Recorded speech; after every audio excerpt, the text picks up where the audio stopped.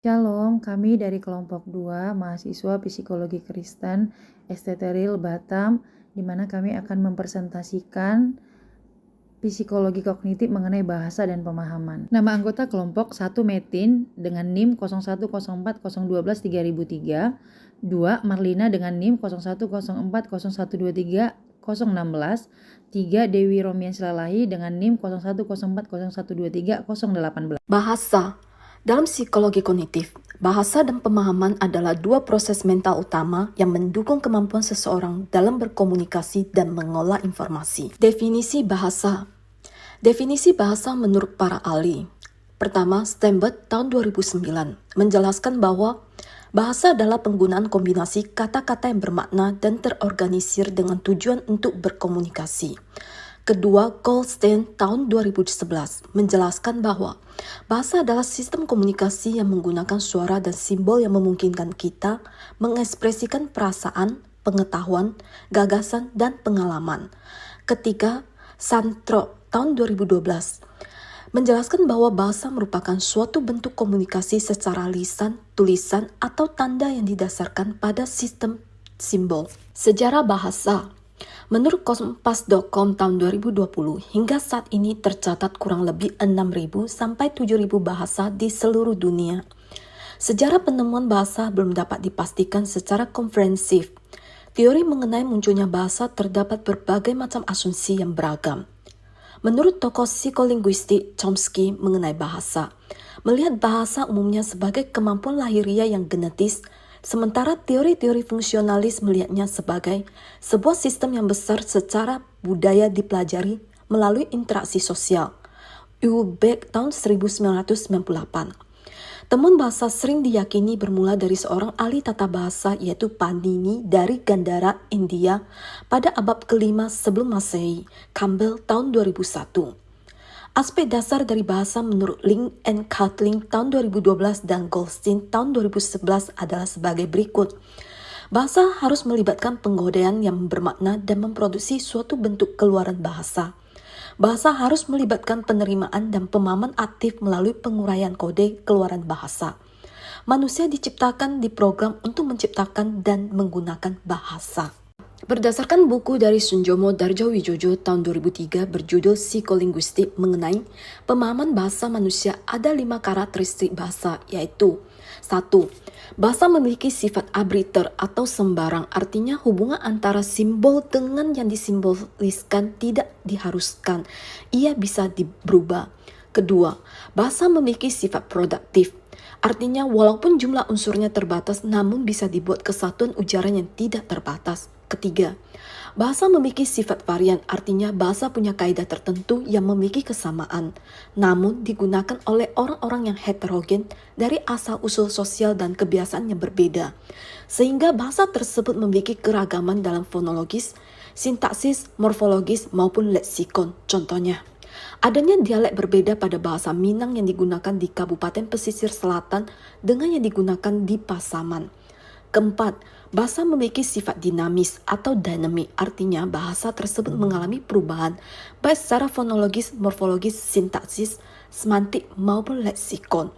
Kelima, bahasa memiliki sifat manusiawi di mana sebagai alat komunikasi verbal yang hanya dimiliki manusia dan tidak dimiliki makhluk Tuhan yang lain. Manusia dalam menguasai bahasa melalui proses belajar dan bukan secara instinktif atau naluriah. Fonem. Fonem adalah satuan terkecil dari bunyi ujaran atau ucapan yang dapat membedakan satu ucapan dengan ucapan yang lain. Dalam bahasa Inggris atau Indonesia, fonem terdiri dari bunyi vokal dan konsonan. Contoh, fonem deret konsonan yang berawal fonem B, D, J, S, T.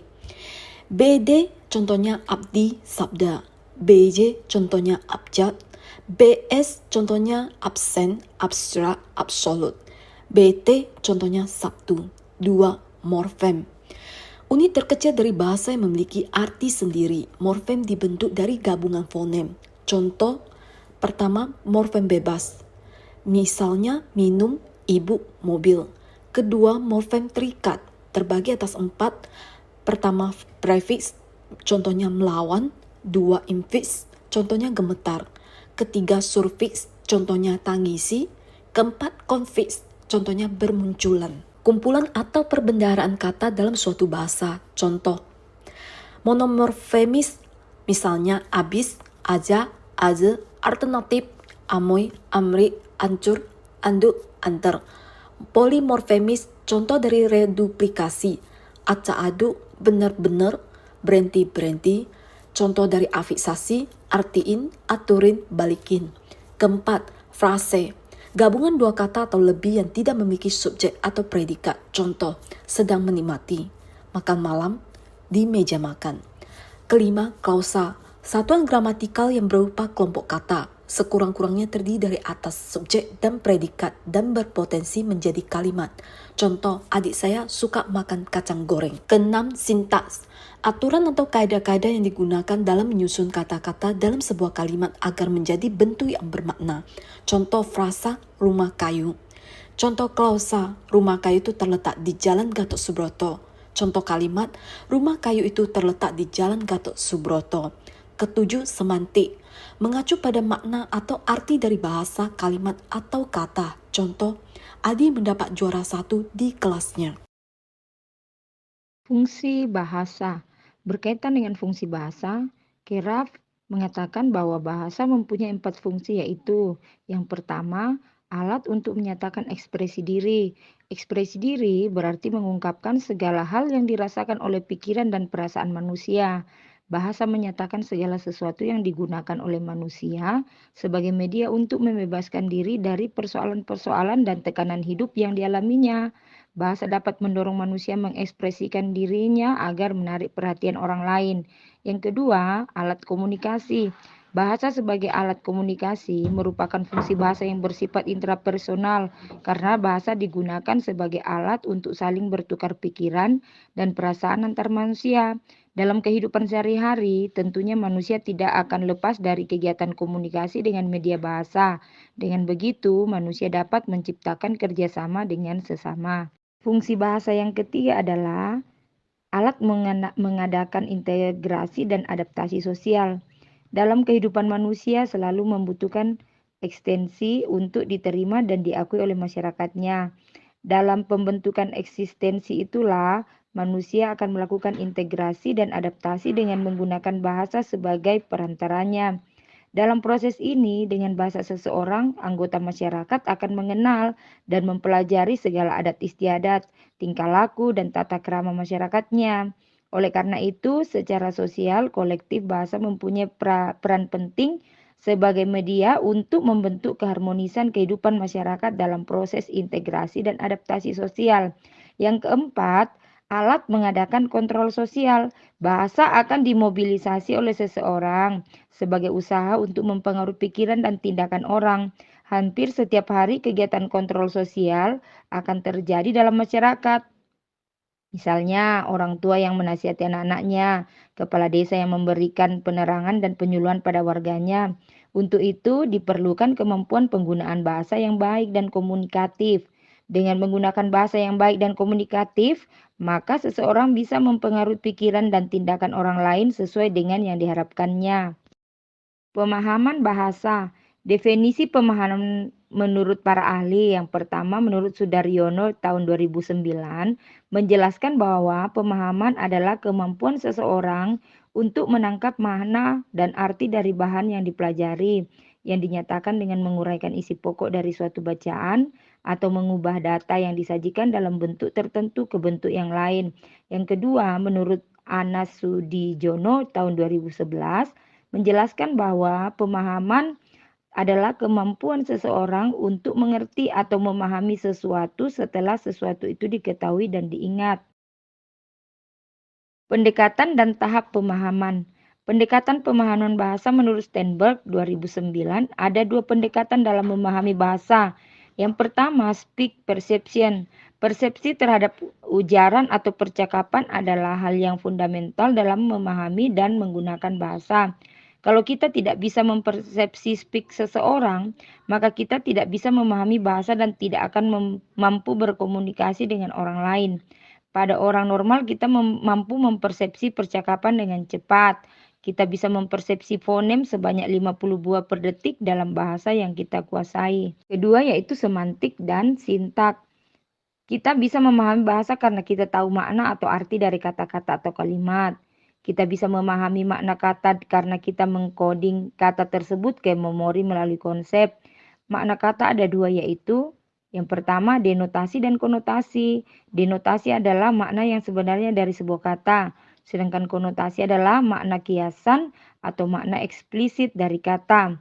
Yang kedua sintaks juga merupakan metode yang membuat kita mampu memahami bahasa.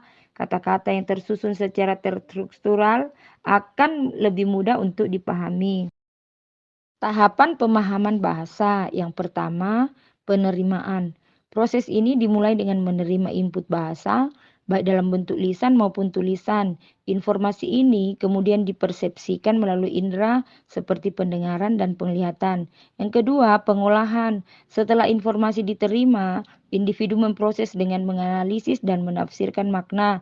Ini termasuk penguraian struktur kalimat, pengenalan kata kunci, dan penafsiran konteks. Yang ketiga, asosiasi. Informasi baru dihubungkan dengan pengetahuan yang sudah tersimpan dalam memori.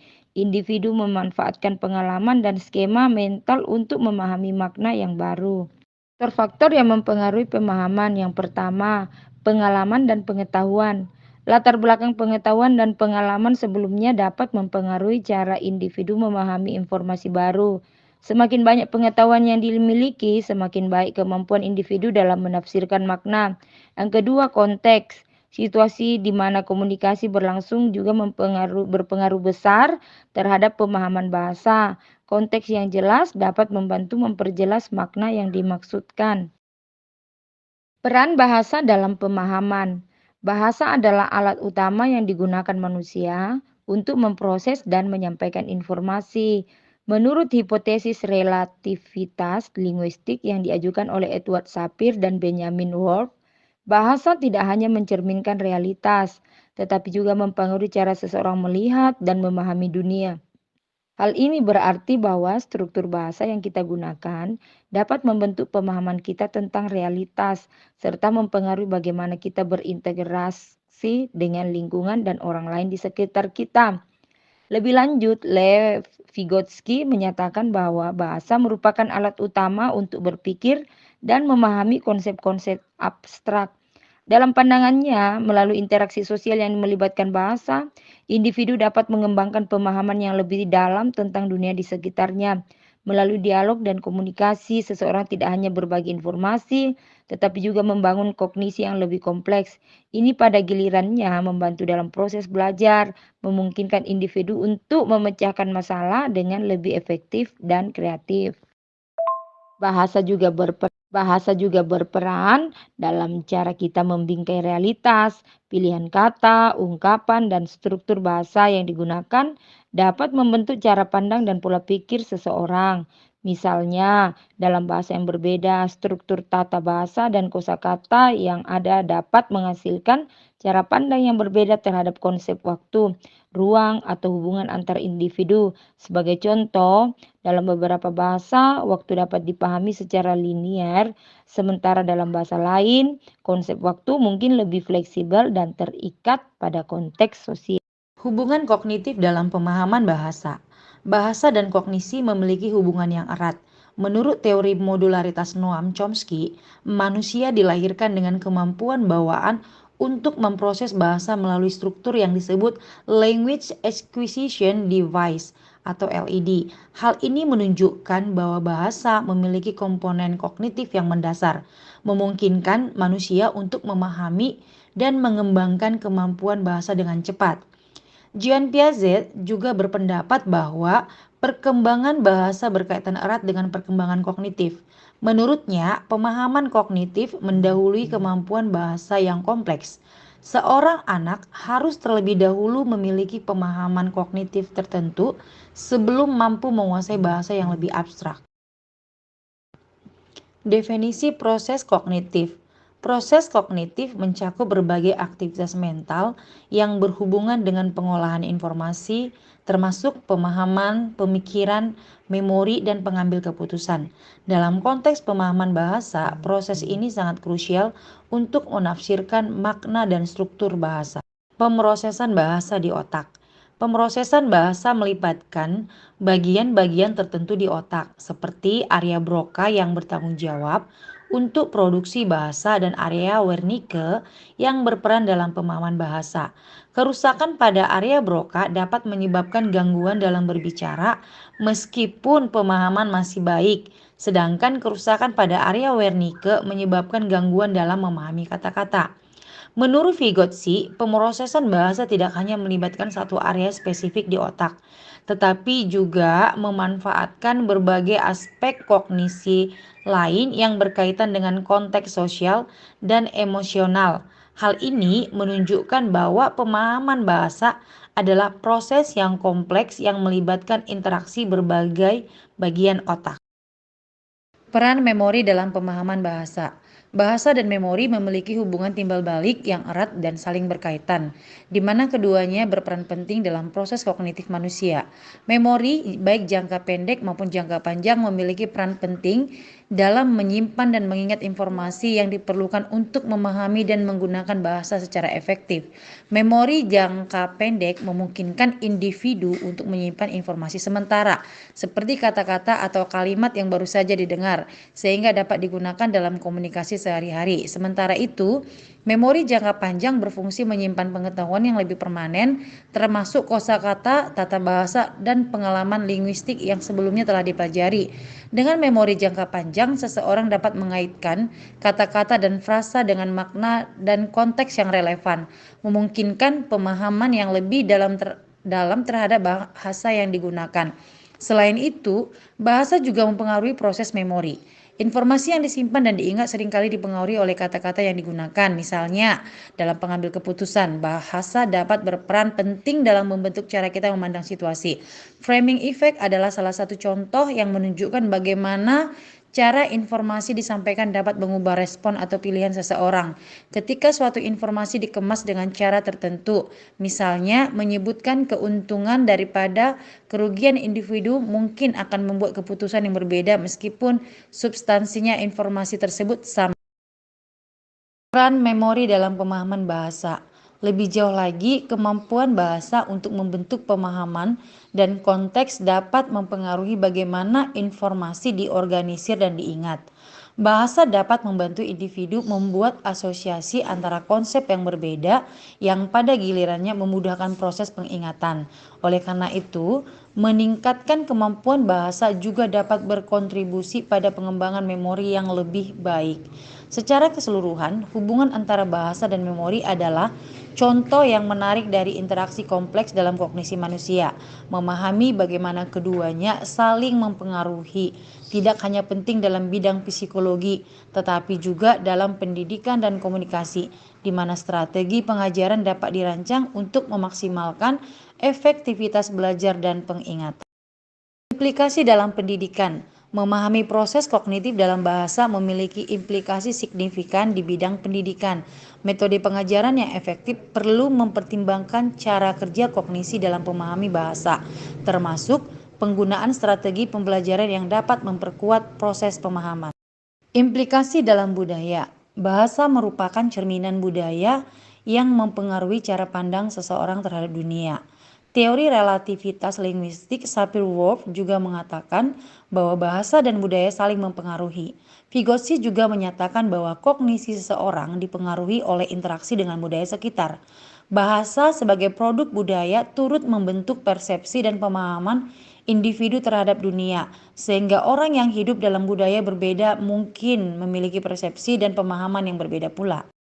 Implikasi dalam teknologi dan komunikasi digital. Dalam era digital, bahasa tetap menjadi inti dari interaksi manusia dengan teknologi, termasuk media sosial, komunikasi daring, dan pengembangan perangkat lunak berbasis bahasa seperti chatbot dan AI. Bahasa yang tepat dan ramah dalam teknologi meningkatkan pengalaman pengguna serta mendukung aksesibilitas teknologi bagi semua orang. Implikasi dalam agama. Bahasa berperan penting dalam agama sebagai media utama untuk menyampaikan ajaran dan membentuk identitas keagamaan. Melalui bahasa, teks suci dan tradisi disampaikan, menciptakan kebersamaan antar penganut. Bahasa juga berfungsi simbolis dalam doa serta ritual, memberikan nilai sakral pada setiap kata yang diucapkan. Etika berbicara dalam agama mengajarkan penggunaan kata yang baik dan bijaksana, serta menghindari kata yang tidak pantas.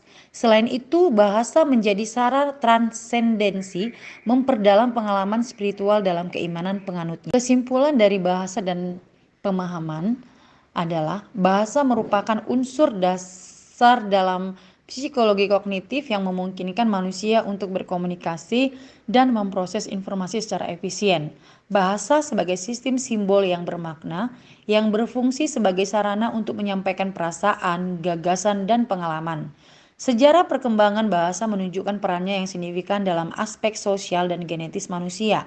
Bahasa memiliki sejumlah karakteristik seperti sifatnya sembarang, produktif, bervariasi, dinamis, dan eksklusif pada manusia yang membuatnya beragam serta mampu menyesuaikan diri dengan konteks budaya.